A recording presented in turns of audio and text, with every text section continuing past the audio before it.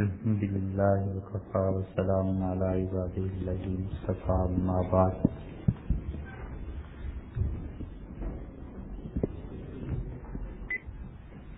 اللہ تعالی نے انبیاء علیہ السلام کا سلسلہ جو دنیا میں شروع فرمایا تو اس کے بڑے مقاصد میں سے ایک مقصد یہ تھا کہ لوگوں کے عقائد کی تطہیر ہو اور لوگوں کا عقیدہ صاف ہو، شرک اور کفر جو لوگوں کے عقیدے میں شامل ہے اسے دور کیا جائے اور اللہ تعالی کی توحید کا راستہ صاف اور واضح کیا جائے۔ اور اللہ تعالی کی توحید کے دو بہت اہم رکن ہیں جن کا سمجھنا ہر مسلمان کے لیے، ہر مومن کے لیے ضروری ہے، اور ان میں سے پہلا رکن جو توحید کا فرض ہے وہ یہ ہے کہ یہ عقیدہ رکھے کہ اللہ کے علاوہ اس پوری کائنات میں کوئی اور ایسا نہیں ہے جسے میرے حالات کا علم ہو،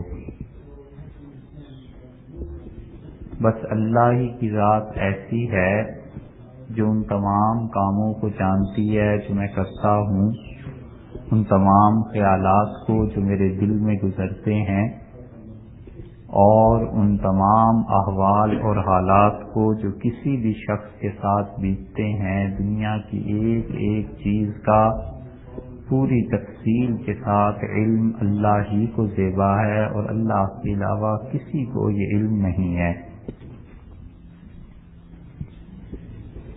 کسی بزرگ ولی پیغمبر حتیٰ کہ نبی کریم صلی اللہ علیہ وسلم کے متعلق بھی ہرگز یہ عقیدہ نہیں ہونا چاہیے کہ انہیں میرے حالات کا علم ہے، یا یہ کہ کوئی بھی شخص میرے حالات کو جانتا ہے یا غیب کا علم اس کے پاس ہے، اس سے وگرنہ اللہ کی توحید میں نقص آتا ہے۔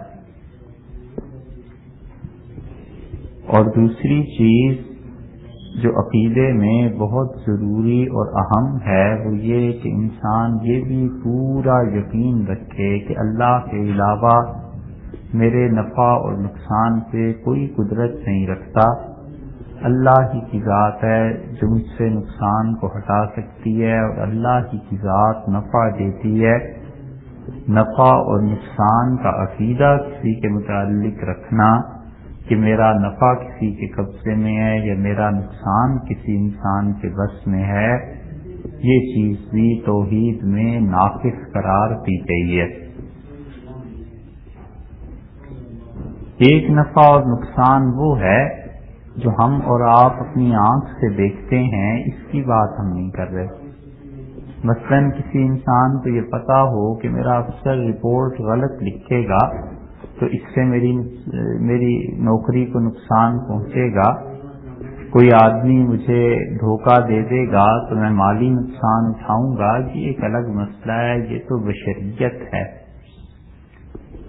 وہ نفع اور نقصان جو تقدیر کے ساتھ تعلق رکھتا ہے اور اللہ ہی کے کرنے سے ہو سکتا ہے اور اللہ کے نہ کرنے سے نہیں ہو سکتا، جیسے بارش نہ برسے اور کسان کا کسی کا نقصان ہو جائے بلکہ پوری دنیا کا نقصان ہو جائے، جیسے کسی کو اولاد نہ ملے تو اس کا نقصان ہو جائے، جیسے کسی کو رزق کی وسعت چاہیے تھی اور اللہ اسے رزق کی وسعت دے دے اور نفع پہنچائے، جیسے کسی انسان کی عمر خدا لمبی کر دے اور اسے نفع ہو، جیسے کسی مریض کو شفا دے دے اور اس کو نفع ہو، اس نفع اور نقصان کے متعلق نبی کریم صلی اللہ علیہ وسلم نے عقیدہ یہ سکھایا ہے کہ یہ دونوں چیزیں اللہ سے متعلق ہیں اور اسی ذات کو زیبا ہے کہ وہ اپنے بندوں کے حالات کو بھی جانتا ہے اور بندوں کے نفع اور نقصان پر قدرت رکھتا ہے۔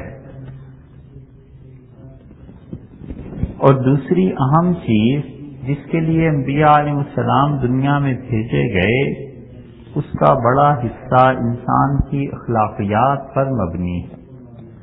اور یہ دونوں چیزیں ایسی ہیں جو ازل سے ابد تک ہوئی ہیں. کبھی ایسے نہیں ہوا کہ کسی نبی نے ان چیزوں میں ایک چیز کو جائز قرار دیا ہو اور بعد میں آنے والوں کے لیے وہ ناجائز ہو گئی ہو. اور عبادات میں ایسے ہوتا رہا ہے. کتنی امتیں ایسی تھیں جو نماز پڑھتی تھیں اور اس میں رکوع نہیں تھا، اللہ نے اس امت کو رکوع دے دیا. کتنی امتیں ایسی تھیں جن پر کوئی کتاب اللہ نے ان کے نبی علیہ السلام پہ نازل نہیں فرمائی، بلکہ ان سے پہلے جو کتاب نازل ہو گئی تھی بس وہی کتاب کافی سمجھی گئی. لیکن عقیدہ اور اخلاقیات ایسی چیزیں ہیں کہ حضرت آدم علیہ السلام سے لے کے رسول اللہ صلی اللہ علیہ وسلم کے دور تک یکساں رہی ہیں. کبھی یہ نہیں ہوا کہ کسی زمانے میں ظلم درست قرار دیا گیا ہو اور اب کہا گیا ہو کہ ظلم درست نہیں ہے. اور کبھی ایسے نہیں ہوا کہ پہلے کسی دور میں غیبت کو جائز قرار دیا گیا ہو اور اب کہا گیا ہو کہ غیبت درست نہیں ہے.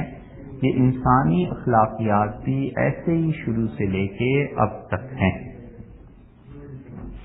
جہاں تک عقیدے میں اللہ کی توحید کا تعلق ہے، اس توحید کے بڑے مراتب، بڑے درجات، اور سب سے پہلا درجہ تو یہیں سے شروع ہوتا ہے کہ انسان لا الہ الا اللہ کا اقرار کر لے اور اپنے یقین سے یہ بات جان لے کہ اللہ کے علاوہ نہ کسی کو میرے حالات کا علم ہے اور نہ کوئی نفع اور نقصان پر قدرت رکھتا ہے. جتنے زندہ اور وفات شدہ اللہ کے نیک بندے یا انبیاء علیہ السلام یا کوئی بھی ہیں، وہ سب مل کے بھی اللہ سے کوئی بات منوانا چاہیں اور خدا اگر نہ کرنا چاہے تو کوئی اللہ پر زور نہیں ڈال سکتا. وہ ذات اتنی عالی ہے، اتنی بے نیاز ہے، اپنی مخلوق سے بالکل الگ ہے، اور اللہ کے اور بندے کے درمیان کوئی ایسا تعلق نہیں ہے کہ علیاذ باللہ بندہ کبھی ترقی کرتا کرتا اللہ بن جائے اور اللہ کبھی بندہ ہو جائے. یہ گمراہی کی چیزیں علیاذ باللہ. اللہ تعالیٰ کی ذات وراء الورا ہے، ان تمام چیزوں سے بلند و بالا. تو بندے کو اللہ کی توحید پہ پورا ایمان ہونا چاہیے. اس کی بڑی اچھی مثال حضرت شیخ عبد القادر جیلانی رحمۃ اللہ علیہ نے ایک جگہ دی، اور حدیث میں بھی ایسے لفظ آئے ہیں. حدیث میں یہ آیا ہے کہ ایک آدمی نے ایک جملہ کہا، اور یہ جملہ کبھی کبھی مسلمانوں سے اب بھی سننے میں آتا ہے. اس نے کہہ دیا رسول اللہ صلی اللہ علیہ وسلم سے کہ ما شاء اللہ و ما شئت، جو اللہ چاہے اور جو آپ چاہیں وہ ہوگا. تو رسول اللہ صلی اللہ علیہ وسلم نے اس کا کندھا پکڑ لیا اور فرمایا اجعلتنی للہ ندا، تو مجھے خدا کا شریک بناتا ہے کہ جو میں چاہوں اور جو اللہ چاہے؟ جب تمہیں ایسی بات کہنی ہو تو فرمایا قولوا ما شاء اللہ فقط، صرف یہ کہا کرو کہ جو اللہ چاہے. رسول اللہ صلی اللہ علیہ وسلم نے تمام عزت ادب ان کا مقام، اس کے باوجود اللہ کے ساتھ اتنی بات بھی گوارا نہیں کی کہ خدا کی ذات ہے، اس کا ادب اور احترام چاہیے، کہیں عقیدے میں یہ گڑبڑ نہ آ جائے. اتنا اہتمام تھا اللہ کی توحید کا کہ رسول اللہ صلی اللہ علیہ وسلم نے ایسے جملوں پر بھی ناپسندیدگی کا اظہار فرمایا جو کوئی آدمی بے احتیاطی سے بولتا ہے. ایک آدمی نے خطبہ دیا اور اس نے کہا کہ من اطاع اللہ و رسولہ، جس نے اللہ کی بات مانی اور اس کے رسول صلی اللہ علیہ وسلم کی بات مانی وہ ہدایت پا گیا. ٹھیک ہے. اور اس نے کہا وَمَن یعصہما، اور جس نے ان دونوں کی نافرمانی کی وہ گمراہ ہوا. بات بظاہر یہ بھی درست معلوم ہوتی ہے، لیکن رسول اللہ صلی اللہ علیہ وسلم نے فرمایا بئس الخطیب انت، بڑا برا خطیب ہے، بڑا برا خطبہ دینے والا ہے. آپ نے فرمایا یہ کہنا چاہیے تھا کہ جس نے اللہ اور اس کے رسول صلی اللہ علیہ وسلم کی نافرمانی کی وہ تباہ ہو گیا. یہ کیوں کہا کہ دونوں، یعنی ایک لفظ نے دونوں کو جمع کر دیا نا. یہ بات اگرچہ درست بھی ہو لیکن چونکہ اللہ کے ادب کے طریقے کے خلاف تھی، اس لیے اسے بھی گوارا نہیں کیا رسالت نے، اور بتایا کہ اللہ کی ذات کا انبیاء علیہ السلام کتنے ہی خدا کے مقرب کیوں نہ ہو، بہرحال وہ بھی انسان ہیں، بشر ہیں، اور اللہ کی ذات اس سے بہت بلند و بالا۔ حضرت شیخ عبدالقادر جیلانی رحمۃ اللہ علیہ نے اپنے مواعظ میں، اور حضرت کے مواعظ پڑھنے کے قابل ہیں، فتوح الغیب کے نام سے اور فیوز یزدانی کے نام سے وہ چھپ بھی گئے، اردو ترجمہ بھی اس کا ہو گیا۔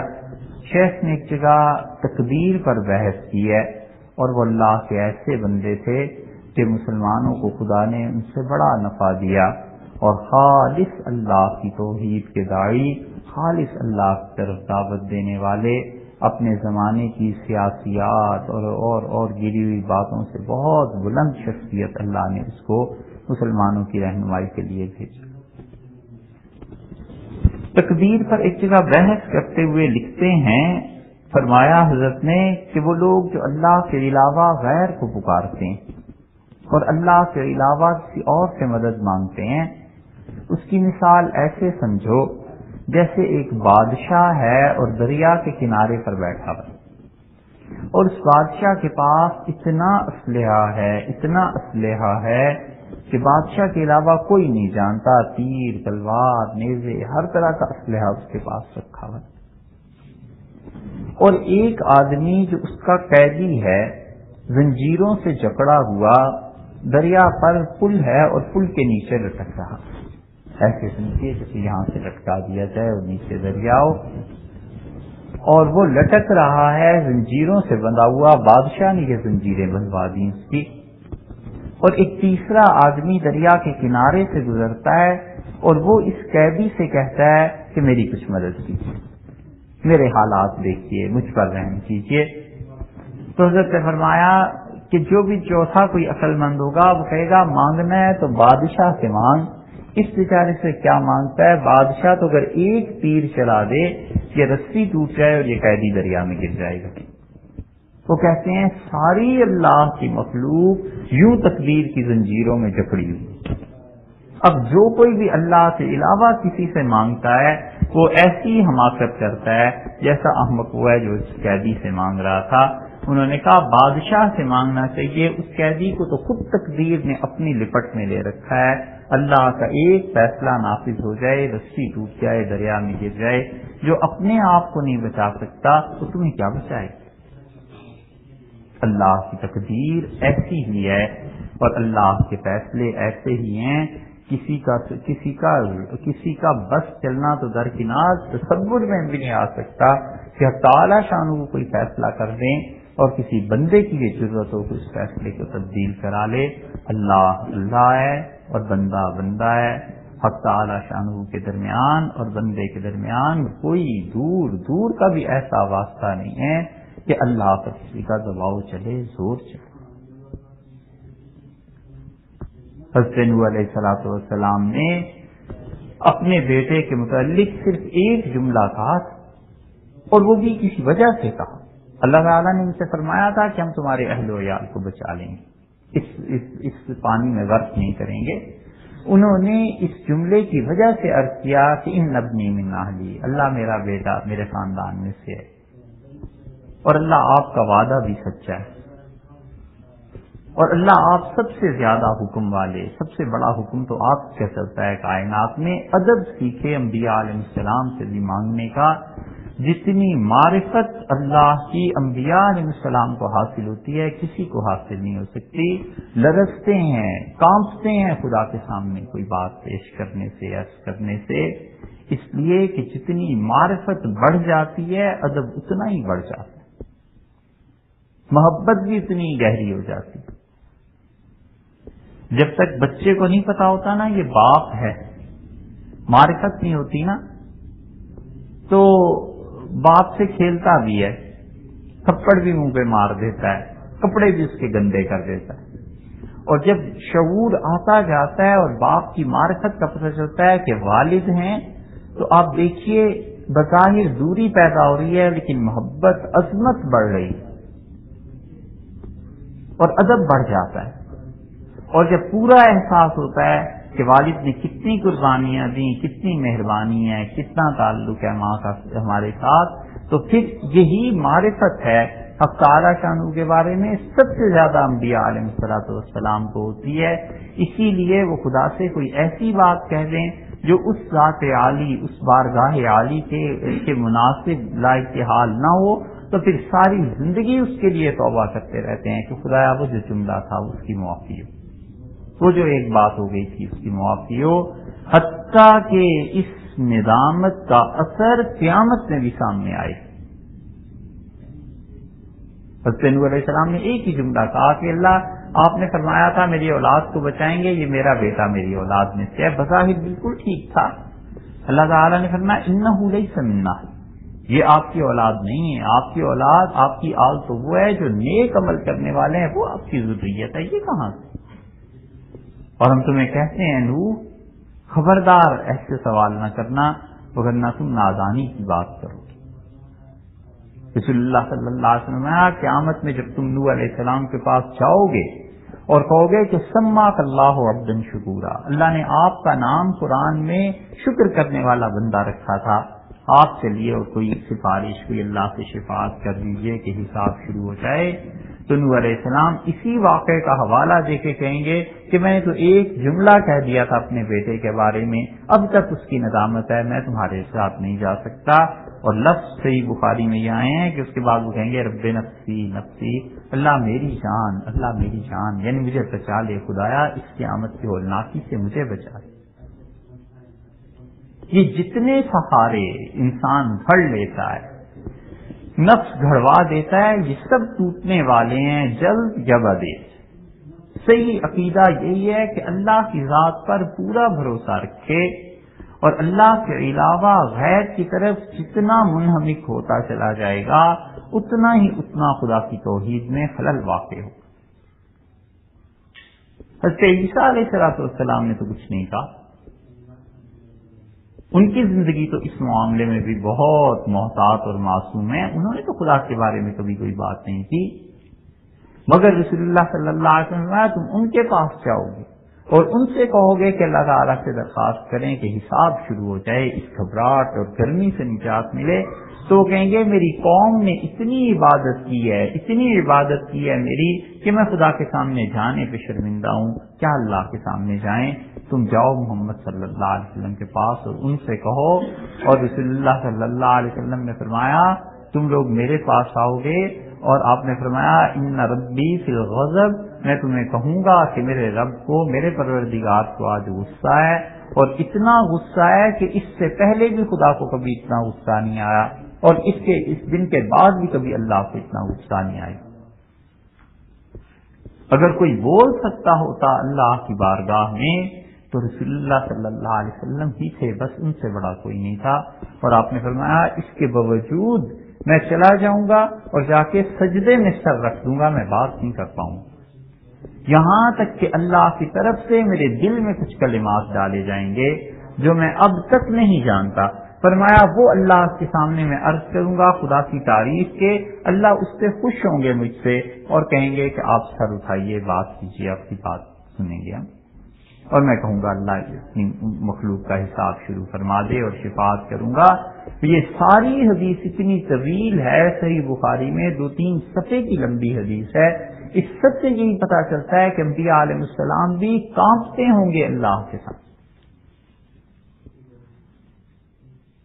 اس لیے کسی کے متعلق بھی یہ عقیدہ رکھنا کہ ہمارا نفع اور نقصان اس کے پاس ہے یا وہ ہمارے حالات کو جانتا ہے، یہ اللہ کی توحید میں سخت خطرناک بات ہے، قطعاً ایسی چیزوں میں نہیں پڑنا چاہیے، نہ ایسی باتوں کو سننا چاہیے۔ اور دوسری بات جو اخلاقیات انبیاء علیہ السلام نے سکھائے ہیں، ان سارے حواس خمسہ سے جتنے افعال سرزد ہوتے ہیں یہ سب اللہ کے یہاں پوچھے جائیں گے۔ اللہ تعالیٰ نے فرمایا ان السمع والبصر، اور سماعت اور بصارت اور فؤاد دل مسئولہ، اللہ نے فرمایا ان کے بارے میں سوال کیا جائے گا، کان مسئولہ۔ اور جتنے گناہ انسان سے ہوتے ہیں ان میں بہت بڑا ذریعہ گناہوں کا یہ زبان ہے۔ اتنے بڑے بڑے فلسفے میرے بھائی، اور امریکہ کو بچانے اور تباہ کرنے کے منصوبے کہ کسی طرح امریکہ ٹوٹے اور روس ٹوٹے، یا امریکہ بچے اور روس بچے، یہ سب کے سب منصوبے جن کی سمجھ میں آتے ہوں گے، بڑے آدمی ہیں، بڑا دماغ ہے، یہ سب مباحث اپنی جگہ پر، مگر ساری زندگی یہ بحث کرتا رہے کہ امریکہ نے مسلمانوں کو نقصان پہنچایا، اسے توڑ دو، یہ کر دو، وہ کر دو، تو یہ اتنی بڑی چیز قیامت میں اللہ پوچھے یا نہ پوچھے، اور اجر دے یا نہ دے، اللہ یہ ضرور پوچھے گا کہ تم نے زبان کا استعمال غلط کیا تھا، صحیح کیا۔ اپنے حال کا جائزہ لے اور اپنی ذات کو دیکھے کہ کہیں میں کسی بے احتیاطی میں تو مبتلا نہیں ہو گیا۔ یہ جھگڑے کرنا، تہمتیں لگانا، بغیر تحقیق کے بات کو پھیلانا، یہ سب چیزیں ایسی ہیں کہ اللہ کے ہاں لوگ پھنس جائیں گے اور بڑی بری طرح پھنس جائیں گے۔ حضرت معاذ رضی اللہ عنہ نے رسول اللہ صلی اللہ علیہ وسلم سے یہ بات سنی کہ زبان کی وجہ سے عذاب ہوگا، تو انہوں نے عرض کیا اللہ کے رسول کیا زبان کی وجہ سے بھی؟ تو رسول اللہ صلی اللہ علیہ وسلم نے فرمایا معاذ تیری ماں تجھے روئے، لوگ کون سی چیز ہے جس کی بنیاد پر اپنے پاؤں سے گھسیٹ کے اور گھٹنوں کے بل جہنم میں پھینک دیے جائیں گے سوائے اس زبان کی؟ اور کون سی چیز ہے؟ جھوٹ ہے، نفاق کی بنیاد پڑ جاتی ہے۔ ہمیشہ صاف رکھے، سچا رہے، چاہے دنیا میں کوئی رہے نہ رہے، سچائی ساتھ رہے، اللہ کے ہاں اس سے نجات ملتی۔ بغیر تحقیق کے کسی شخص کے بارے میں کہہ دینا کہ یہ آدمی ایسا ہے، یہ بھی جھوٹ ہے۔ اور جھوٹ بولنا ہی جرم نہیں، جھوٹ پھیلانا بھی جرم۔ بعض اوقات آدمی جھوٹ نہیں بولتا لیکن جھوٹ پھیلاتا ہے۔ ایک آدمی نے شوشہ چھوڑ دیا کہ فلاں کی چوری کر لی، اب یہ خبر دیتا ہے آگے، تو یہ نہیں کہتا کہ اس سے چوری کر لی، کہتا یار ایسے سنا ہے۔ ارے بھئی تحقیق نہیں ہے تو کیوں کسی پہ اتنا بڑا الزام آگے کو نقل کر رہے ہو؟ ابو داؤد میں آیا ہے رسول اللہ صلی اللہ علیہ وسلم نے فرمایا یہ بھی جھوٹ ہے جو لوگ یہ کہتے ہیں کہ زعموا، لوگوں کا خیال فلاں کے بارے میں، یہ وہ لوگوں کا خیال غلط فہمی سے بھی مبنی ہو سکتا ہے، وہ لوگوں کا خیال حسد کی بنیاد سے بھی ہو سکتا ہے، وہ لوگوں کا خیال کسی ذاتی مفاد کی بنیاد سے بھی ہو سکتا ہے۔ اسے کس نے یہ اجازت دی تھی کہ دوسرے کے متعلق یہ تہمت کو عام کرتا پھرے؟ اس نے خود جھوٹ نہیں بولا لیکن یہ کہا کہ لوگوں کا خیال یہ، لوگ سمجھتے ہیں اس طرح ہم چھٹ جائیں گے۔ اللہ کے ہاں زبان کی بڑی گرفت، بنیاد پڑ جاتی ہے منافقت کی اس وقت جب کوئی آدمی جھوٹ کے لیے راضی اور تیار ہو جاتا ہے۔ خبردار رہے، ہمیشہ اس زبان کے معاملے میں احتیاط کرے۔ بڑے بڑے نماز اور روزے کے پابند اور ذکر، مراقبات اور سب چیزیں زندگی میں، اور اس سے بالکل بے خبری کہ ہم زبان سے کیا کہیں۔ حضرت نظام الدین اولیاء رحمۃ اللہ علیہ فرماتے تھے میں بیعت کے لیے حاضر ہوا حضرت فرید الدین مسعود شکرگنج رحمۃ اللہ علیہ کے پاس پاک پتن، تو حضرت نے مجھ سے فرمایا بیعت میں کہ تم توبہ کرو ان تمام گناہوں سے جو زبان سے، آنکھوں سے اور کانوں سے سرزد ہوتے ہیں، اور یہ کہ آئندہ سے اپنی زبان، آنکھیں اور کان اللہ کی معصیت، اللہ کی نافرمانی میں صرف نہیں کرو۔ جھوٹ بولنا تو گناہ ہے، یہ سب سمجھتے ہیں، یہ اپنی تعریف کرنا کوئی گناہ نہیں۔ لوگوں پر ایسا اثر ڈالنا جو اصل میں نہیں ہے، یہ بھی کبائر میں سے۔ ایک آدمی ہے اپنی حالت اس لیے سنوار کے رکھتا ہے کہ لوگ اسے فقیر محتاج سمجھ کے اسے پیسے نہ دیں، یہ درست ہے، یہ صحیح ہے، اس لیے کہ وہ اپنے نفس کی عزت کی حفاظت کر رہا ہے۔ اللہ تعالیٰ نے فرمایا لا يسألون الناس الحافا، وہ لوگوں سے لگ لپٹ کر نہیں مانگتے، تعرفهم بسیماہم، اور تم ان کے اثرات، ان کے جو حالات ہیں ذرا سا غور کرو گے تو تمہیں معلوم ہو جائے گا کہ یہ شخص ضرورت مند ہے، یہ ایک الگ چیز ہے۔ اور ایک یہ کہ ہے کچھ بھی نہیں، اور روب ایسے جیسے یہ بالکل ابھی نواب صاحب کی اولاد ہیں اور ابھی بینک میں اتنا بیلنس ہے اور یہ چیزیں، اور اس فضول روب کو لوگوں پر جھاڑنا اور یہ امپریشن کہ میں تو بہت بڑا آدمی ہوں، یہ جو جھوٹا امپریشن ہے یہ گناہ نہیں، یہ چاہنا کہ لوگ میری تعریف کریں، یہ خوشامد کریں، اتنی بری بیماری ہے، اتنی بری بیماری ہے کہ آدمی حق اور باطل کو گڑبڑ کر دیتا ہے۔ ایک آدمی کے متعلق غصہ ہے، سب کچھ ہے، اور وہ آ کے خوشامد شروع کر دیتا ہے کہ صاحب آپ ایسے، آپ کے والد صاحب ایسے، آپ کے خاندان کے ہم نوکر غلام جناب آپ اتنے اچھے، اور وہ اس خوشامد سے متاثر ہو کے کسی کا حق مار دیتا ہے۔ سوچئے تو اس نے اپنے آپ کو کیا کھلونا بنا رکھا ہے کہ جو چاہے باتوں کے ذریعے اسے کیش کروا دے۔ یہ اللہ کے ہاں گناہ کی چیزیں ہیں، خدا کے ہاں پکڑا جائے گا آدمی اس پہ۔ اسی لیے رسول اللہ صلی اللہ علیہ وسلم نے فرمایا تم نے کسی کے بارے میں تعریف بھی کرنی ہو تو یہ کہو کہ میرے گمان میں وہ شخص ایسا ہے، اور اصل علم تو اللہ کو ہے۔ ایک آدمی نے دوسرے کے منہ پہ اس کی تعریف کی تو رسول اللہ صلی اللہ علیہ وسلم نے فرمایا کہ تو نے تو اس کو ذبح کر دیا۔ اتنے محتاط تھے صحابہ کرام رضی اللہ عنہ اس بارے میں کہ ایک آدمی حضرت عمر رضی اللہ عنہ کے ساتھ جا رہا تھا، اس نے حضرت عمر رضی اللہ عنہ کی داڑھی سے ایسے کر کے کوئی چیز نیچے پھینکی، داڑھی پہ ہاتھ لگائے، تو حضرت عمر رضی اللہ عنہ کا کیا تھا؟ اس نے کہا حضرت کوئی تنکا کوئی چیز تھی آپ کی داڑھی میں لگ گئی تھی، وہ میں نے اتار کے پھینک دی۔ فرمایا کہاں ہے؟ اس نے کہا جی یہ، اس کی جان چھوٹی۔ فرمایا اگر کچھ نہ ہوتا تو میں تجھے سخت سزا دیتا، لوگ اسی طرح خوشامد کر کے اپنے کام نکلوایا کرتے، اتنے محتاط ہیں۔ یہ احتیاط حضرت عمر رضی اللہ عنہ میں تو چاہے طبیعت میں ذاتی طور پر ہو، مگر تربیت ان کی ایسی تھی صحابہ کرام رضی اللہ عنہ کی کہ وہ اپنی تعریف میں خوش نہیں ہوتے تھے، اپنی مذمت پہ برا نہیں مانتے تھے، حقیقت پر غور کرتے تھے کہ اصل بات کیا ہے۔ اگر کسی نے الزام لگایا ہے تو کیا یہ واقعی مجھ میں ہے؟ نہیں ہے تو وہ کبھی معاف کر دیتے تھے، کبھی نرمی سے اسے ہی سمجھا دیا کہ بھائی یہ غلط بات ہے، میں ایسا نہیں ہوں، تم نہ گناہ گار ہو، تم نہ جھوٹ بولو، اور اگر ہوئی تو اپنی اصلاح کر دی، اپنے آپ کو اچھا کر دیا۔ حضرت عائشہ رضی اللہ عنہا کا کوئی تھوڑا سا مقام، ام المومنین رضی اللہ عنہا فرماتی تھی میں کبھی تصور بھی نہیں کر سکتی تھی کہ خدا میرے بارے میں بھی کوئی آیت نازل کرے گا۔ مجھے تو جب اس سانحے سے گزرنا پڑا تو خیال آیا زیادہ سے زیادہ رسول اللہ صلی اللہ علیہ وسلم کوئی خواب دیکھ لیں گے، اور نبی کریم صلی اللہ علیہ وسلم ان کے گھر میں تھے، حضرت بکر رضی اللہ عنہ کے گھر میں، اور وہ آیات سورہ نور کی نازل ہونا شروع ہوئی ہیں تو حضرت عائشہ رضی اللہ عنہ کہتی ہیں چہرہ مبارک کی جب کیفیت بدلی تو میں سمجھ گئی کہ کوئی تو آیات نازل ہو رہی ہیں، میرے بارے میں آیات اللہ نے نازل کی، اور رسول اللہ صلی اللہ علیہ وسلم نے فرمایا کہ جنت میں بھی میری بیوی،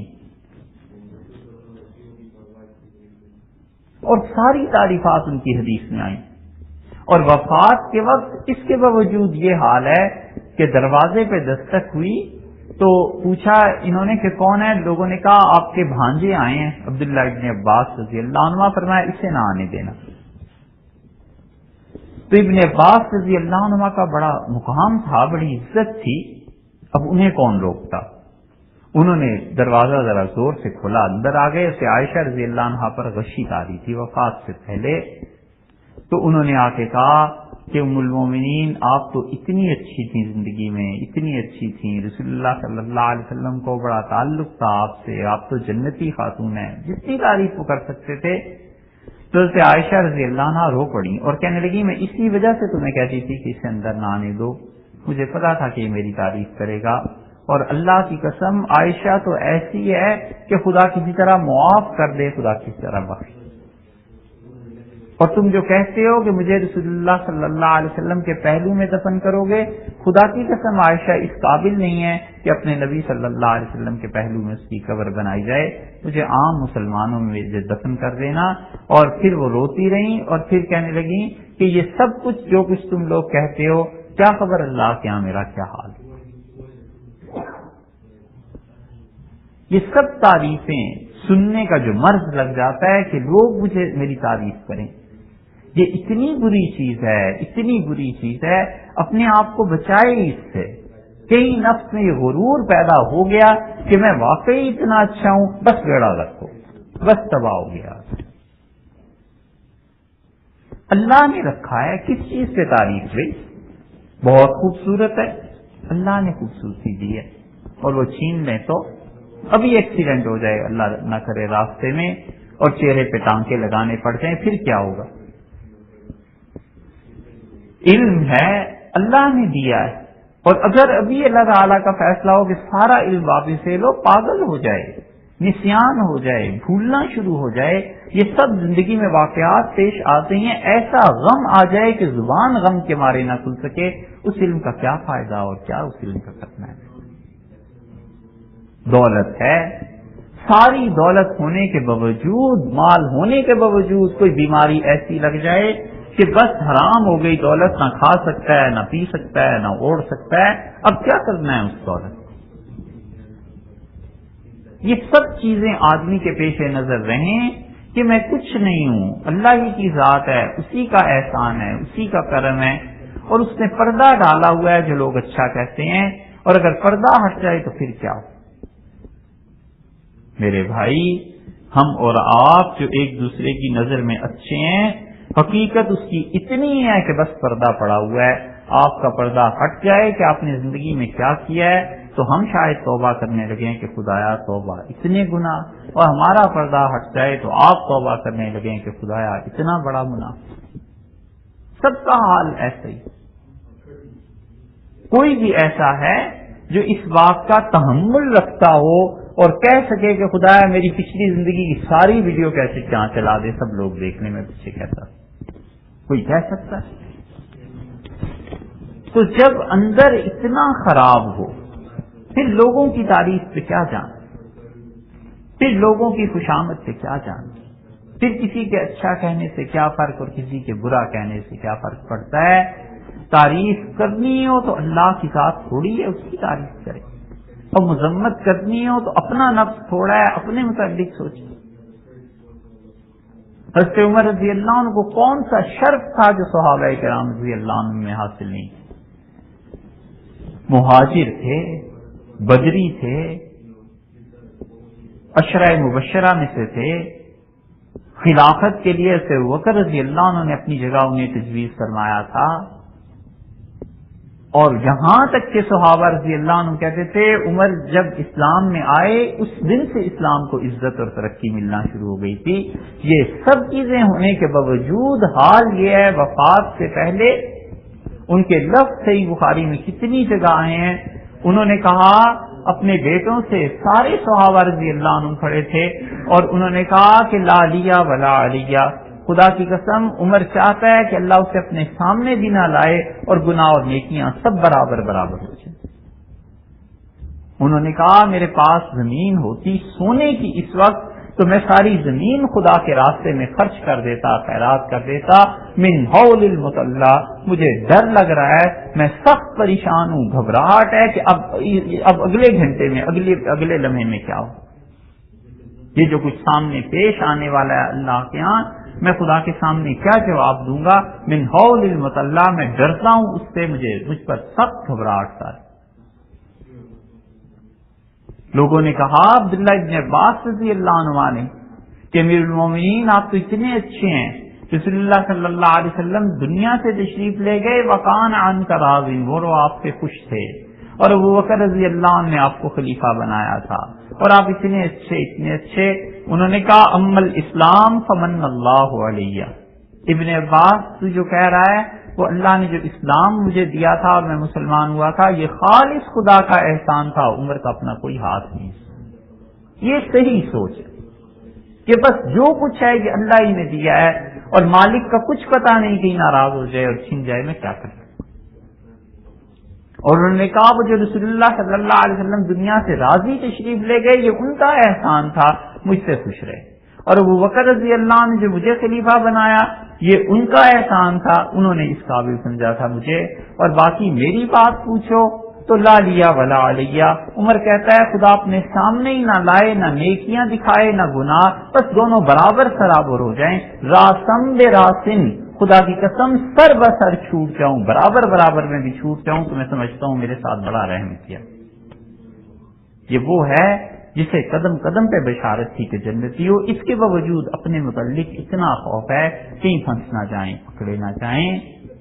یہ زبان آدمی سے کیا کیا کرواتی ہے اور کان کیا کراتے ہیں، چاہتا ہے کہ لوگ تعریف کریں، چاہتا ہے کہ کسی طرح موقع پیدا ہو میں اپنی عزت کے گن گاؤں، چپ رہے۔ جتنی بھی تعریفیں کوئی کرتا ہے نا میرے بھائی، جتنا بھی کوئی اچھا کہتا ہے، یہ سب سچ ہو سکتا ہے اگر ایمان موت ایمان پہ آ گئی، سب سچ ہے بھائی۔ اس دن کا انتظار کرو جس دن ہم ایمان لے کے دنیا سے چلے جائیں، اور اگر ایمان ہی نہ رہا جاتے ہوئے تو پھر کیا نماز، کیا روزہ، کیا علم اور کیا تقویٰ اور کیا خیرات اور کیا نہیں۔ امام احمد بن حنبل رحمۃ اللہ علیہ کا انتقال ہو رہا اور ان کے بیٹے عبداللہ کہتے ہیں میرے والد کو جب بھی ہوش آتا تھا فرماتے تھے ابھی نہیں، پھر ہوش آیا پھر فرمایا ابھی نہیں، پھر فرمایا ابھی نہیں، تو میں نے والد سے کہا کہ آپ کیا چیز دیکھتے ہیں، کیا کہتے ہیں؟ انہوں نے کہا یہ شیطان اپنے سر پہ مٹی ڈال رہا ہے، میرے سر پہ کھڑا ہوا اور چیخ رہا ہے کہ ہائے احمد ایمان کے ساتھ چلا گیا اور میں اس کا کچھ نہیں بگاڑ سکا۔ تو میں سے کہتا ہوں کہ ابھی نہیں، جب مر جاؤں گا تب بات ہوگی، ابھی تو ڈر ہے پتہ نہیں ایمان سلامت رہے نہ۔ اللہ کی تقدیر، اس کی بے نیازی بہت بڑی چیز۔ ترمذی کی روایت میں آیا ہے رسول اللہ صلی اللہ علیہ وسلم نے فرمایا بندے کے درمیان اور کفر کے درمیان ایک بالشت کا فاصلہ رہ جاتا ہے اور اللہ اس پہ مہربانی کرتا ہے اور کفر کو اس سے دور کر دیتا ہے۔ 50 سال 60 سال خدا کی نافرمانی میں دن رات بسر ہوتے ہیں، اللہ کو اپنے بندے پہ محبت، اللہ کو اپنے بندے پہ احسان فرمانا ہوتا ہے، وہ اس میں اور جہنم میں ایک بالشت کا فاصلہ رہ جاتا ہے اور خدا حالات پھیر دیتا ہے، اور ایک بالشت کا فاصلہ رسول اللہ صلی اللہ علیہ وسلم اس کے اور جنت کے درمیان رہ جاتا ہے اور خدا کا انصاف ہو جاتا ہے، اس نے جو کرتوت کیے ہوتے ہیں اس کی معافی نہیں ہوتی، سزا کا فیصلہ ہو جاتا ہے اور یہ کفر پہ مر جاتا ہے۔ شاہ اسحاق صاحب رحمۃ اللہ علیہ پورے ہندوستان کے جس مکتبہ فکر کے بھی حدیث کے لوگ تھے سب کی سند شاہ اسحاق صاحب رحمۃ اللہ علیہ سے، جو شاہ عبدالعزیز صاحب کے نواسے شاہ ولی اللہ رحمۃ اللہ علیہ کے پوتے تھے، وہاں تک پہنچتی ہے۔ وہ کہتے تھے کہ ہم نے ایک عجیب چیز دیکھی، وہ اس حدیث کو ترمذی میں جب پڑھاتے تھے تو کہتے تھے کہ ایک ہندو تھا بنیا اور اس کے بیٹوں نے مار کے اسے گھر سے نکال دیا، بوڑھا ہو گیا، اس نے غلطی یہ کی کہ اپنی ساری جائیداد دولت بیٹوں میں تقسیم کر دی، تو بیٹوں نے دیکھا جب باپ کے پاس اب کچھ نہیں رہا اور یہ بڈھا بیچارہ روز بروز ایسے ہی ہوتا جا رہا ہے، انہوں نے نکال دی۔ تو وہ آ کے شاہ اسحاق صاحب رحمۃ اللہ علیہ کہتے ہیں ہمارے نانا شاہ عبدالعزیز صاحب رحمۃ اللہ علیہ کا دوست تھا، محلے میں رہتا تھا، حضرت کے پاس آیا ہمارے نانا کے پاس اور کہا حضرت آپ کے پاس رہ جاؤں، بچوں نے تو گھر سے نکال دیا، اب کچھ نہیں، تو نانا نے حویلی میں ایک کمرہ دے دیا اور یہ کہہ دیا کہ بس یہاں پڑے رہو اور کھانا پینا بھی گھر سے مفت ہوتا رہا۔ تو وہ روزانہ اٹھتا تھا، شاہ اسحاق صاحب نے فرمایا ہم لوگ بچے نوجوان تھے، ہم فجر کی نماز پڑھتے تھے اور نانا نماز پڑھاتے تھے، درس دیتے تھے، جب باہر آؤ وہ اسنان کر کے اور اسی حویلی میں بت رکھ کے ہاتھ جوڑے پوجا کر رہا ہوتا تھا، اپنا جپنا جو قصہ جپ رہا ہوتا تھا۔ ہمیں بڑا غصہ آتا تھا کہ لوگ جب نماز پڑھو تو وہ آ کے اس کو دیکھو بت کی عبادت کر رہے۔ تو نانا چپ رہے، 20 برس وہ ہندو ساتھ رہا، بڑے حوصلے کے لوگ، بڑے درد والے لوگ، 10 بار کسی کو کافر کہنے سے کہیں زیادہ کسی کو شرمندہ کرنے سے اچھا ہے کہ رات کو کسی وقت 2 نفل پڑھ کے اللہ سے ہاتھ اٹھا کے مانگ لے، رو دے کہ خدایا یہ میرا دوست ہے، اسے ہدایت دے۔ یہ اندر کا سوز، اندر کا درد اور اندر کا دکھ جو ہے نا، یہ کام آتا ہے۔ ہم لوگ اسلام کو عقل سے پھیلانے چلے ہوئے ہیں، ہم یہ نہیں کہتے کوئی بری چیز ہے، وہ بھی کرو، کمپیوٹر اور انٹرنیٹ اس کے ذریعے دعوت تحریر یہ سب چیزیں ہوں، مگر اس سے کہیں زیادہ ضروری یہ ہے کہ اندر کے دل میں بھی درد ہو کہ خدایا انہیں ہدایت دے. آپ خود سوچیں، اگر آپ کو جنت اور جہنم پہ یقین ہے، یہاں آگ لگا دی جائے اور اس امریکہ کے باشندوں کو پکڑ کے ایک ایک کر کے ڈالتے جائیں اور آپ بچا بھی نہ سکیں، تو آخر انسان ہے نا، آپ کے دل میں بھی تو آئے گا کہ کیا کروں، دعا ہی مانگ سکتا ہوں کہ کسی طرح یہ آدمی بچ جائے. بالکل اسی طرح جہنم میں کوئی پھینک دیا جائے، آدمی یہ سوچے اور کچھ تو درد ہو اندر میں کہ جس ملک میں آئے ہیں اس مملکت کے بھی احسانات ہیں، ہم چاہے زبان سے مانے نہ مانے لیکن ان کے احسانات ہیں. انہوں نے اپنے ہاں نوکری دی ہے، ملازمت دی ہے، عدل ہے، انصاف ہے، جتنا کام کرو اتنے پیسے مل جاتے ہیں، اور بتیری چیزیں ہیں، اس کو گنوانا مقصود نہیں.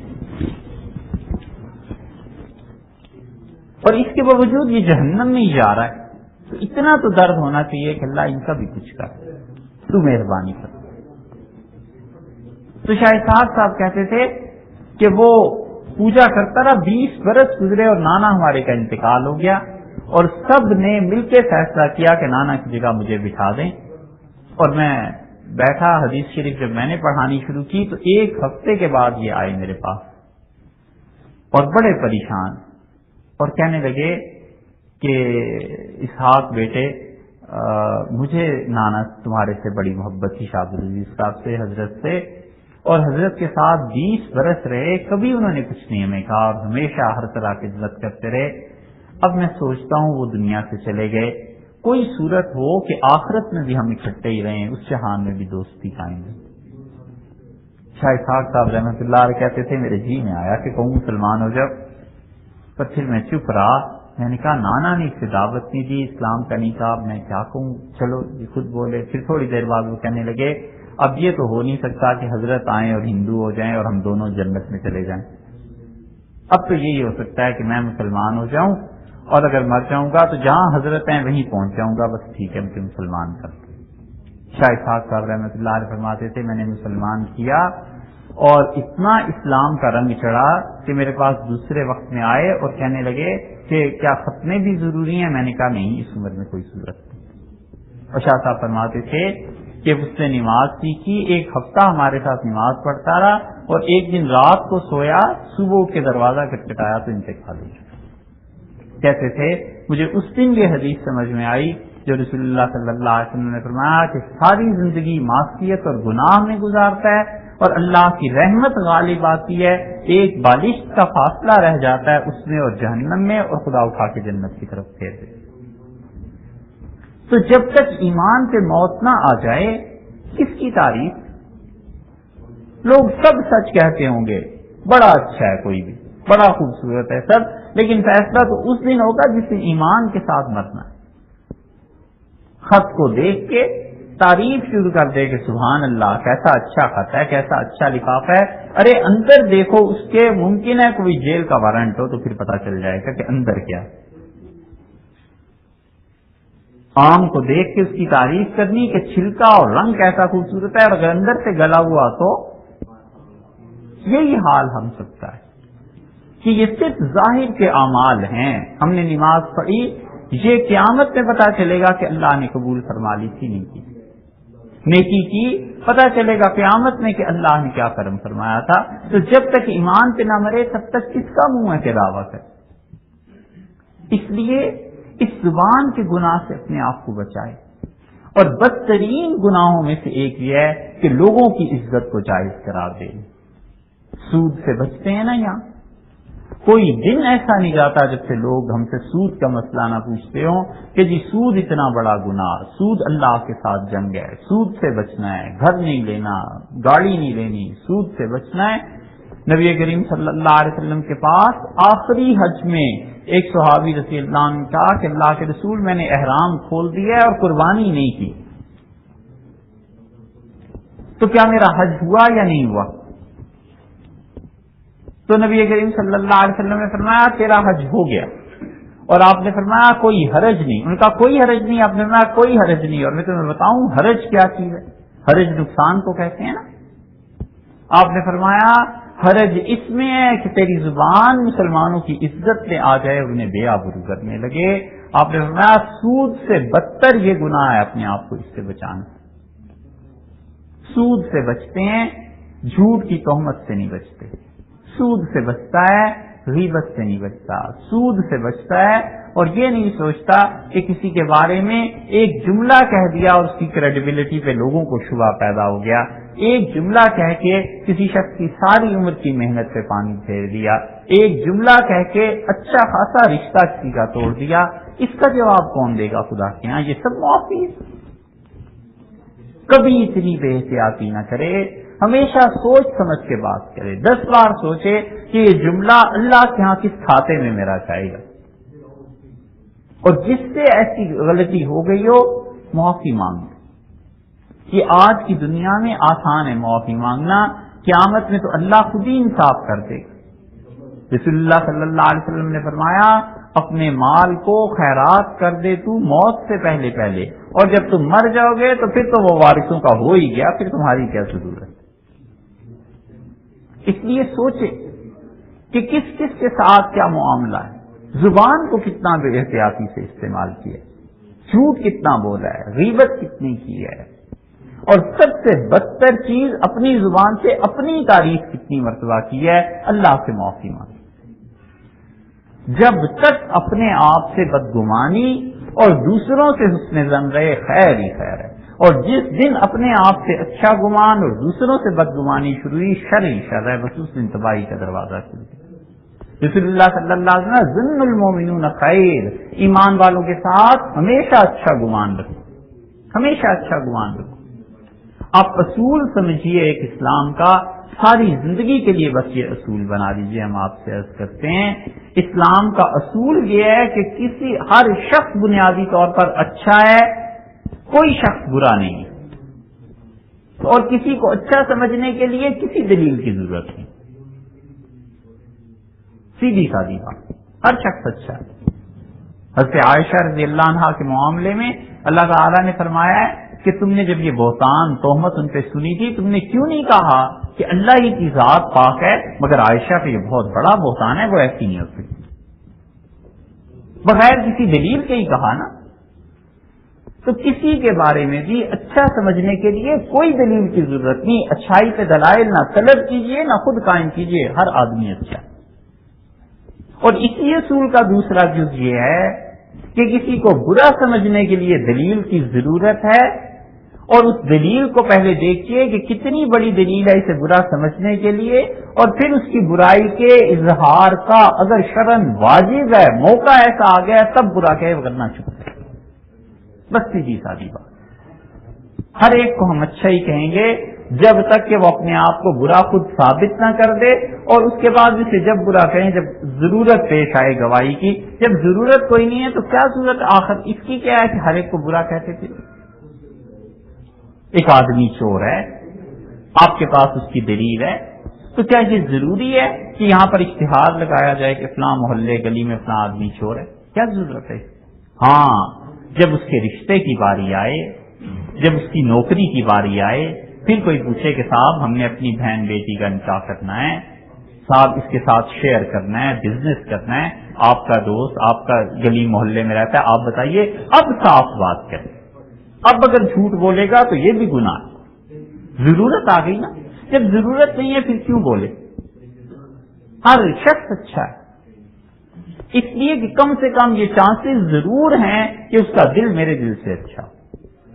اور اللہ ظاہر کے اعمال کو نہیں دیکھتا، دل کے حال کو دیکھتا ہے. رسول اللہ صلی اللہ علیہ وسلم نے فرمایا، آخری بات آپ سے عرض کریں، بہت دیر ہو گئی. عبداللہ ابن عمر رضی اللہ عنہ کہتے تھے اپنے کانوں پہ ہاتھ رکھتے کہ اگر میں نے یہ حدیث رسول اللہ صلی اللہ علیہ وسلم کی انہی سے نہ سنی ہو الا فسمتا، اللہ کرے میرے دونوں کان بہرے ہو جائیں. وہ کہتے تھے میں بہرا ہو جاؤں خدا کرے اگر یہ میں نے بات نہ سنی ہو. اور فرماتے تھے 7 مرتبہ سے زیادہ یہ قصہ، یہ بات میں نے رسول اللہ صلی اللہ علیہ وسلم سے سنی. آپ نے فرمایا ایک شخص کو بری عادت پڑ گئی خواتین کے متعلق، اور ایک دن وہ رات کو اپنے گھر سے نکلا تلاش میں، اور اس نے ایک عورت کو دیکھا اور اسے اپنے ساتھ گھر لے آیا. اور جب وہ ایسی کوئی حرکت کرنے لگا تو اسے دیکھا اس عورت کے چہرے پہ آنسو گرے اور وہ رو رہی تھی. تو اس نے اس سے کہا کہ کیا میں نے تمہارے ساتھ کوئی جبر کیا ہے؟ اس نے کہا نہیں. اس کا پھر روتی کیوں؟ اس نے کہا اس کو چھوڑو، تم نے جو 60 روپے پہ مجھ سے معاملہ طے کیا ہے، اپنا کام کرو، مجھے 60 روپے دو، میں چاہوں. اس نے کہا نہیں، تم بتاؤ رو کیوں رہی؟ تو اس نے کہا کہ اللہ کی قسم اگر میرے بچوں کے پاس کھانے کے لیے ایک دانہ بھی گھر میں ہوتا تو میں اپنا منہ ایسے کالا نہ کرتی. تو اس نے 60 روپے نکالے اور اس کو دیے اور اسے کہا تم چلی جاؤ، میں کسی کی مجبوری سے فائدہ نہیں اٹھاتا. یہ صرف انسانیت اور شرافت کی بات ہے. اور رسول اللہ صلی اللہ علیہ وسلم نے فرمایا کہ وہ عورت چلی گئی اور اللہ نے اپنے فرشتوں سے کہا کہ میرے اس بندے کو دیکھو، اس نے کسی کی عزت کیسے رکھ لی ہے. اور اللہ نے فرشتوں سے کہا کہ اس کی موت کے بھی آرڈر کر دو، ہم اسے اپنے پاس بلانا چاہتے ہیں. اور فرشتوں سے کہا یہ مر جائے تو اس کے گھر کے باہر دروازے پہ لکھا ہو کہ غفر اللہ للکفل، اللہ نے اس شخص کی مغفرت کر دی ہے، بخش. یہ وہ نیکی ہے جو اس گناہگار سے ہوئی جو ساری زندگی کا گناہگار تھا. خدا کے فضل نے کہاں سے اٹھایا اور کہاں لے گیا. این ممکن ہے ساری زندگی کوئی عبادت کرتا رہے تو یہ مقام نہ ملے. اللہ نے کیسا فضل فرمایا. تو ہم جسے برا کہتے ہیں ہمیں پتا ہوتا ہے کہ اس شخص کا دل اتنا بھی اچھا نہیں رہا. جتنی برائی کسی کی ضرورت پڑے تب بیان کرے، نہیں ضرورت چپ رہے. اللہ نے بندہ بنا کے بھیجا ہے، کوئی بندوں پر خدا تو بنا کے نہیں بھیجا. اللہ نے رسول اللہ صلی اللہ علیہ وسلم سے کہا لست علیہم بمسیطر الا من تولی وکفر. آپ کوئی لوگوں پر نگران بنا کر نہیں بھیجے گئے. ہاں جو منہ پھیر لے اور کفر کرے آپ اسے اسلام کی دعوت دیجئے، مانتا ہے مانے، نہیں مانتا، ہدایت ہمارے قبضے میں. تو یہ سب گناہ زبان کی، بچائے اپنے آپ کو اور اللہ سے معافی مانگتا رہے. یہ کام ہے جو کرنے کے ہیں. اللہ آپ کو ہمیں عمل کی توفیق دے.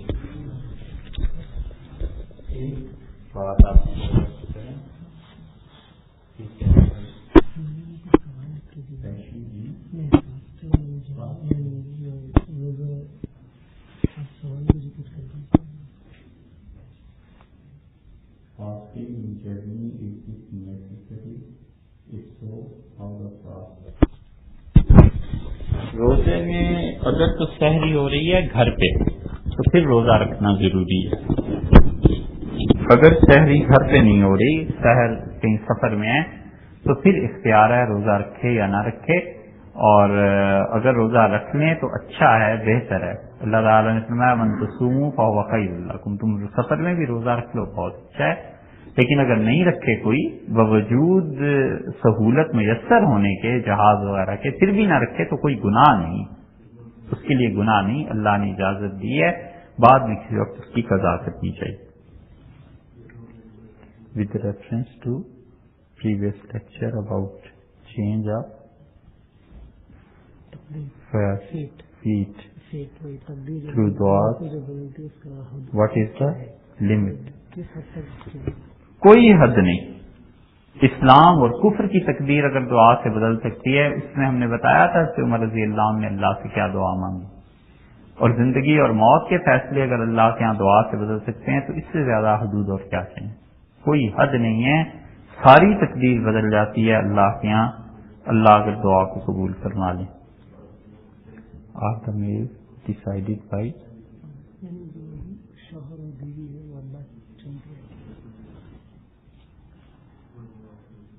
جی اللہ تعالیٰ کی طرف سے تقدیر کی بات ہے. جو رشتے ہوتے ہیں، مگر انسان کو یہ نہیں چاہیے کہ تقدیر کے بھروسے پہ اب بیٹھا رہے. اپنی محنت، جد و جہد، اپنی آنکھیں، اپنی عقل استعمال کر کے رشتے کرنے چاہیے. ہاؤ دا میمورائز قرآن، ہاؤ ٹو پرے وتھ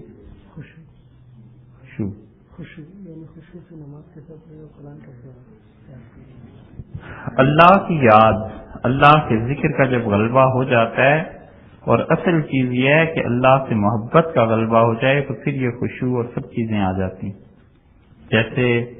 جیسے ماں ہوتی ہے اور بچے کو دیکھ کے کبھی کبھی اتنا پیار آتا ہے کہ آنکھوں میں آنسو آ جاتے ہیں خوشی کی وجہ سے، دعا دل سے بے اختیار نکلتی ہے۔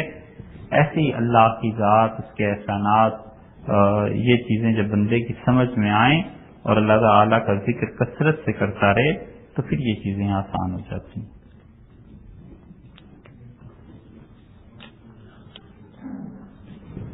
جی جی ہاں جی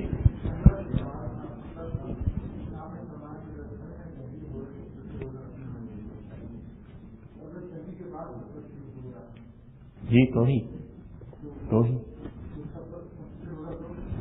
نہیں، سحری اگر گھر پہ ہے اور سحری کے بعد ہی سفر اس نے شروع کرنا ہے تو روزہ رکھے۔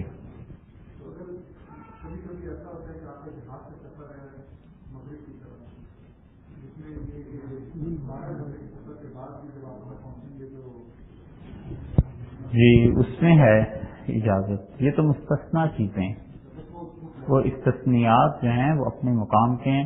جیسے کوئی آدمی سفر کر رہا ہے اس طرف کو جہاں 24 گھنٹے کا ہی روزہ فرض کیجیے ہو جائے گا، یعنی 12 گھنٹے سفر میں ہو گیا، آگے پہنچا پھر وہاں دن تھا، تو پھر اس انسان کے لیے یہ حکم نہیں، وہ تو پھر اس آیت میں آ جائے گا کہ اللہ وسعہا، اللہ کسی کو تو نہیں مکلف فرماتے ہیں احکامات کا جو اس کی بس اور استطاعت میں۔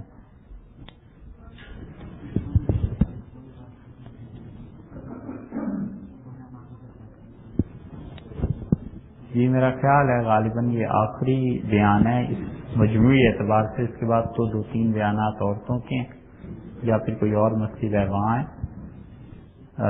ہمایوں صاحب نے جو کچھ کہا وہ آپ سے عرض یہ کرنا ہے کہ ان حضرات کا خیال ہے کہ آئندہ جب سفر ہو تو ہم آپ کی خدمت میں حاضر ہوں یہاں بھی۔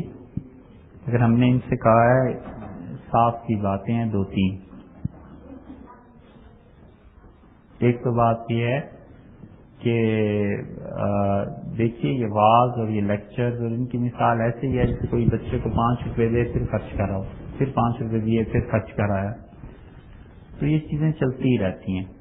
بہت سے لوگ آتے ہیں بیان کرتے ہیں، آپ سنتے ہیں، آپ حضرات ہوتے ہوں گے۔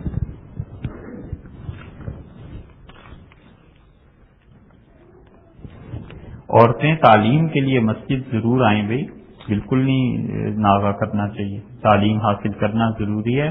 اگر شوہر مسجد میں تعلیم کے لیے نہیں لاتا تو قیامت میں شوہر سے بھی پوچھ ہوگی۔ اچھا، تو جو باتیں ہم آپ سے عرض کر رہے ہیں 2-3 میں سے ایک بات تو یہی ہے کہ واعظ ہوتے رہتے ہیں، لیکچرز یہاں ہر ہفتے ہی ہوتے ہوں گے، اوسطاً کوئی نہ کوئی آتا رہتا ہے، سنتے رہتے ہیں۔ یہ اتنا بڑا مسئلہ نہیں جس کے لیے اتنا وقت نکالیں یا سفر کریں، کوئی اتنی بڑی بات بھی نہیں۔ باقی اس سے کوئی فائدہ ہوگا تو آپ جانتے ہوں گے۔ کرنا کیا ہے؟ اگر تو آپ حضرات کا ارادہ ہے مستقل طور پہ قرآن پاک پڑھنے کا، حدیث پڑھنے کا، تو پھر ہو سکتا ہے کہ سال میں چلیے 1 مہینہ یہاں رہ کے اور قرآن پاک ترجمے سے پڑھا دیں، حدیث شریف کی کوئی کتاب شروع کر دیں، اس کو پڑھا دیں۔ یہ ایسی چیز ہے جس کا نام علم ہے تو وہ کام آتا رہتا ہے۔ آدمی جب پڑھتا ہے پھر قرآن پاک کا ترجمہ، تفسیر ان چیزوں کا ہو تو پھر آدمی کو خیال رہتا ہے کہ اچھا اللہ نے یہ فرمایا ہے، احکامات پتہ چلتے رہتے ہیں۔ تو اگر تو آپ حضرات کا ارادہ یہ ہے اور ایسے ہی مطلب وہ جو مسلمانوں کی بات ہے کہ جذبات میں آ کے وعدہ کر لینا اور کام کے موقع پہ سب غائب، یہ نہ ہو تو پھر ہے بات۔ اگر آپ یہ طے کریں اور باقاعدہ طور پہ ہمیں بھائی کوئی جاب تو کرنی نہیں، صاف سی بات ہے نا، یا تو ہمیں کوئی جاب کرنی ہو تو ہم پھر کہیں کہ کوئی آئے نہ آئے ہمیں ضرور ہی آنا، کوئی جاب تو نہیں کرنی اور بھی تیرے کام ہے۔ تو اگر آپ حضرات کا ارادہ ہو 50-100 آدمی یہ طے کریں کہ وہ مہینے میں 3 گھنٹے دیں گے، سمر میں، گرمیوں میں، اگست میں، ستمبر میں، روزانہ 3 گھنٹے، 1 گھنٹہ کہاں سے، سبحان اللہ، روزانہ 3 گھنٹے دیں گے تاکہ قرآن پاک کے 10 پارے پڑھ لیے جائیں، ایک سال میں 10، اگلے سال 10، اس سے اگلے سال۔ آپ حضرات یہ طے کریں سوچ سمجھ کے اور اپنے اوقات، مصروفیات آگے پیچھے پڑھ کر کے، خواتین ہیں، مرد ہیں، 50-100 ہوں تو پھر ہے بات کرنے کا لطف بھی اور پڑھانے کا بھی کہ آپ پڑھیے۔ کوئی حرج نہیں ہے، کرنا اور کیا ہے، آپ کی مہربانی ہے آپ اتنا وقت دے دیں، لیکن اگر آپ یہ نہ کرنا چاہیں اور یہ بات نہ ہو تو پھر ہمارے آنے کا کوئی ایسا ہے بھی نہیں، اور ہم پیشگی معذرت خواہ، صاف سی بات۔ اور دوسری بات جو عرض کرنی ہے وہ یہ ہے کہ آپ لوگ اس چیز پہ غور کیجئے بڑے ٹھنڈے دل سے، کئی بار سوچئے کہ یہ آپ کا ہمارا مسئلہ نہیں، یہ اگلی نسلوں کا کیا بنے گا، یہ بچے جو بڑے ہو رہے ہیں کہ کہاں جائیں گے، دین جتنا آپ اور ہم ہندوستان پاکستان سے لے کے آئے ہیں اگلی نسل میں دین اس سے بھی کم ہو جائے اور اس سے اگلی نسل میں اس سے بھی کم ہو جائے گا۔ امریکہ سے ایک بچہ گیا ہمارے ہاں اور وہ وہاں جمعہ اس نے پڑھا، اور وہ بچہ سمجھدار تھا، اسے یہ پتا تھا سنت کیا ہے بدعت کیا ہے، تو اس نے ہم سے کہا کہ آپ کے یہاں تو بہت بدعات ہیں۔ میں نے کہا ہمارے یہاں کون سی بدعت آپ نے دیکھی؟ اس نے کہا لو امام صاحب کی اتنی لمبی داڑھی، اور اس نے کہا جمعے کے 2 خطبے اور دونوں عربی میں، یہ بدعت ہو گئی، یہ کیسے جائز ہے؟ میں نے کہا تم سچ کہتے ہو، امریکہ کی فقہ کے برعکس چاہیے، سچ کہتے ہو۔ اب یہ حالت ہے، مطلب وہ اس بچے کا قصور نہیں ہے، اس نے دیکھا ہی ہے، یہ وہ جو کچھ دیکھ کے گیا ہے وہ یہی کہے گا نا کہ یہاں تو شرط بھی پوری ہے یا نہیں، چلو پھر بھی نماز ٹھیک ہے، اور کوئی کہنے کی بات نہیں، آپ سب جانتے ہیں۔ تو وہ اس نے تو کہنا ہی تھا کہ اتنی لمبی داڑھی کا کیا آخر کیوں ضروری ہے؟ تو یہ جہاں بچوں کو یہ تاثر ملے، اب یہ بچہ بڑا ہو کے جب دین کو اگر پڑھ لے گا تو پھر ان کو کوسے گا جو یہاں، اور اگر نہیں پڑھے گا تو اپنی اولاد کو اس سے بھی کم دین دے کے جائے گا۔ اس لیے آپ سوچئے یہ مسئلے وہاں کے نہیں، یہ مسئلہ یہیں کا ہے۔ اس کنویں میں جب تک پانی یہیں سے نہ نکلے باہر سے فائر بریگیڈ سے پانی نہیں آ سکتا۔ یہیں کے بچے دین پڑھیں، یہیں اپنی مسجدوں کو سنبھالیں، اور یہی بچے فتوے دیں، اور یہی بچے اجتہاد کے کا ملکہ اور دماغ رکھتے ہوں، تب جا کر کہیں بات بنے گی۔ آپ سوچیے بات ہے یہ یہاں واقعی مسئلہ، یہاں جو دین دیکھ رہے ہیں نا بچے خاص طور پہ، جیسے آپ نے فرمایا نا کہ وہ بچے نے گاڑی کے بارے میں کہا کہ گاڑی اتنی بڑی تو ہوتی نہیں، یہاں کا بچہ کیا بڑا بھی جو ہے جو آتا ہے انڈیا پاکستان سے، یہاں پہ جو دین دیکھتا ہے وہ تو سمجھتا ہے کہ آج تک میں غلط کر رہا ہے، یا یہ صحیح ہے یا وہ صحیح ہے، دونوں میں ایک چیز صحیح ہے نا، دونوں تو صحیح نہیں ہو سکتے۔ یہاں اس کا تدارک کے لیے کہ آپ لوگ یہاں اپنے اپنے فیلڈ کا ہر کوئی ہوتا ہے، ہر ایک کو اپنے اپنے فیلڈ کی فکر ہوتی ہے۔ کوئی ڈاکٹر ہوگا تو وہ ضرور سوچے گا کہ ہم مسلمانوں میں ڈاکٹر ہونا چاہیے۔ ہمیں تو یہ دین کی فکر کے اعتبار سے یہ ہے کہ سیدھی سادی بات یہ ہے کہ آپ یہاں کچھ لوگ مل کے کوئی جگہ دیکھ کے کوئی مدرسہ قائم کیجیے، اور اس ارادے اور نیت اور جذبے سے کہ 10 سال کھپانا ہے اپنے آپ، 10 سال 12 سال بعد وہ پروڈکٹس وہاں سے نکلیں، وہ بچے انگلش عربی سب جانتے ہیں وہ نکلیں، وہ مساجد میں آئیں، پھر پتا چلے گا کہ وہ اس معاشرے میں رہ کے جب ٹکر لگے گی نا پھر پتا چلے گا کہ کتنی اچھی پروڈکٹ۔ جاپان کا مال جب تک مارکیٹ میں نہ آئے کون فیصلہ کرے یہ مال طے کرے؟ تو ان بچوں کو پڑھائیے، یہی مدرسے ہوں، یہی ان کی تربیت ہو، اسی زبان کو بچے پڑھیں، اور اسی زبان کے ذریعے خلافت میں بچی تعلیم دیں۔ اور تیسری بات جو آخری آپ سے عرض کرنی ہے، اس میں کوئی نہ سوال چاہتا ہوں کہ آپ کریں نہ ہم اس کا کوئی جواب دیں گے، کسی طرح اپنی مساجد کو ان سے آپ کی ہنگاموں سے پورے امریکہ میں ہم یہی دیکھتے رہے کہ ایک جھگڑا ہے کرتا ہے یا ایسا کیوں کرتا ہے، یہ نماز میں اس طرح کیوں بیٹھتا ہے، یہ زکات کس کو دے رہا ہے، یہ آرگنائزیشن کی جوائن کر رہا ہے، یہ کس جماعت کے ساتھ ہے، یہ بہت چھوٹی چیزیں ہیں، یہ ڈبو دیں گے بالکل سیاست سے مسجدوں کو پاک کرنا ہے، ووٹ دیں کچھ کریں، مگر مسجد کی یہ جو سیاسی بات ہے اس کے اندر کہ ہمارا فلاں جماعت کے مندر ہے تم کیوں ایسا آواز ہے، ارے تم اونچی آواز ہے، تو یہ ساری چیزیں عبداللہ بن عمر رضی اللہ عنہ ہمیشہ رفائی بیان کرتے رہے ہیں نماز میں، اب وہ آگے جب زندہ ہوں نماز پڑھائیں تو کوئی نہ پڑھے گا، اس لیے کہ عبداللہ بن عمر رضی اللہ عنہ غلط کرتے ہیں، صحیح کرتا ہے، اور ابن مسعود رضی اللہ عنہ نہیں کرتے تھے، تب تو اس لیے نہ پڑھے گا ابن مسعود رضی اللہ عنہ پڑھ رہے ہیں اور رفائی بیان کرتے ہیں۔ یہ چھوٹی باتیں ہیں، آپ کا اور کفر کا جھگڑا ہے، ذرا بھی غفلت ہوئی اور بچے سنت سے ہٹیں گے کیا، دین سے ہٹ کے کفر میں چلے جائیں گے. ہم تو لڑ رہے ہیں کہ سنت کیا ہے نا، اصل مسئلہ تو کفر اسلام کا ہے. ان بچوں کو یہاں پڑھائیے، یہ اللہ کی کتاب پڑھیں، سنت کو پڑھیں، حدیث کو پڑھیں، پھر آزادی ہے ان کی سمجھ میں آتی ہے جو چیزیں کریں. اس کے بعد کون ہوتا ہے رکھنے والے؟ یہ جتنے مسائل ہیں ان سے اپنے مسائل کسی طرح آپ بات کیجیے. اللہ آپ کو ہمیں مل